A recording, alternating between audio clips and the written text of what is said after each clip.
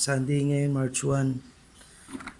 Ito yung update natin sa pagbibreed natin ng superworms from February 7, 2026 Sunday until ngayon, March 1.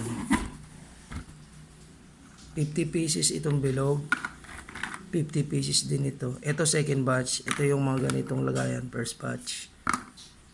Siyempre hindi na nagkasya, nilagay ko na lang dito sa plastic cup. Ang napansin ko lang na unang mali na dapat makorek. Nag-breed ako nito, maliit na laki. Dito ako nagtaka sa mga square na to. Ang bilis niya naging pupae.